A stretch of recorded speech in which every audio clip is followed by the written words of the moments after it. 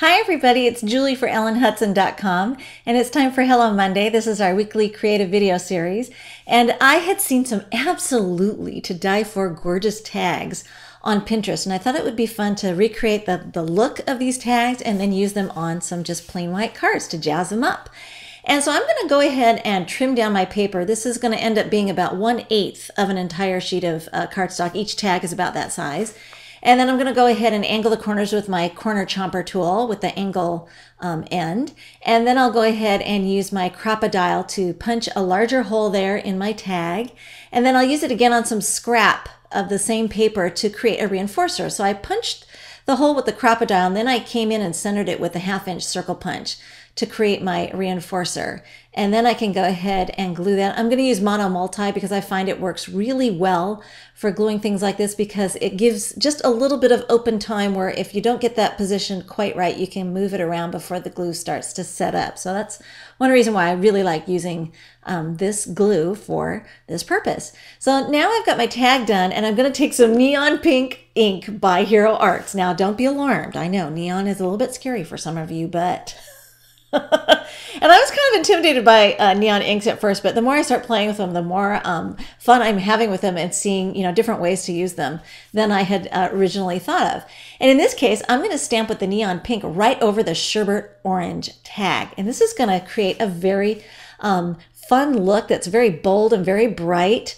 And it's different. What the end result that you get when you stamp with a colored ink on top of a colored cardstock is going to be very different than what you get on white or ivory cardstock. So I encourage you to experiment with your scraps in your bin to see what you're going to actually end up with. So I made a whole bunch of tags in different colors, all using the same technique and tools that I showed previously on the sherbet tag.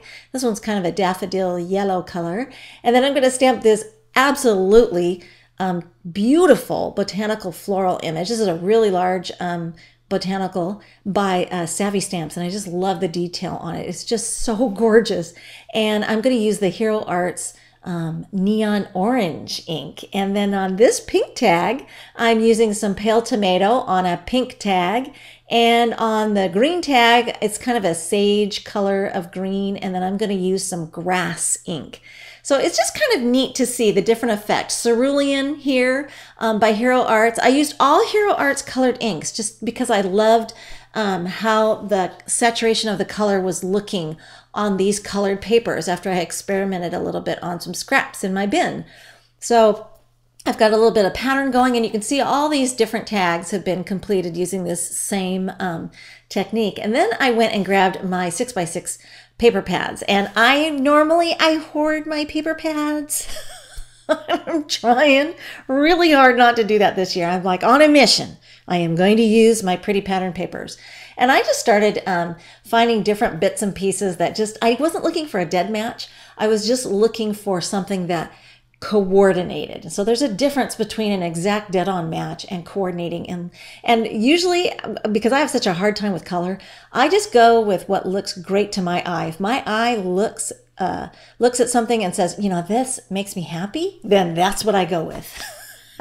I don't use a color wheel, and I haven't really studied color theory. I know I should.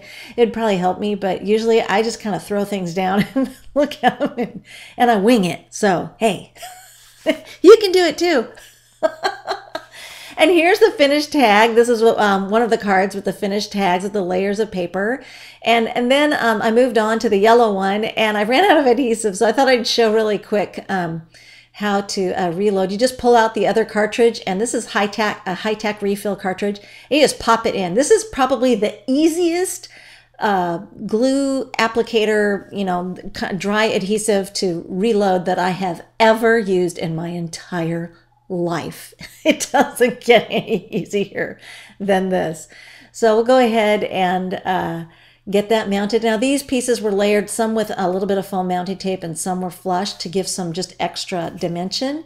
And these came from the same paper pad that coordinated well with these colors. And then I'm just going to add some baker's twine. The black and white baker's twine I thought kind of complemented that little strip of black and white pattern paper. It kind of echoes that and made it very easy to just kind of keep tying things and bringing the, tying those colors and layers back in together. And so then I'm going to go ahead and 3D mount this. And on the tag, I actually used the 1/8 inch pop dots. These are twice the thickness of the ones I used on the strips. That was a 1/16, and that's because I wanted to have the proper elevation up above those strips of pattern paper. So I've got some dimension going on, not a lot, but just enough to give it some visual interest. And it's hard to see when it's flat, but when you see the card up close and personal, you really get that sense of the layers. And then I had to go ahead and grab some of my favorite sequins, and I got the black one there for my large embellishment there. And then I just grabbed a few of my little black gemstones. I really love these things and how fun to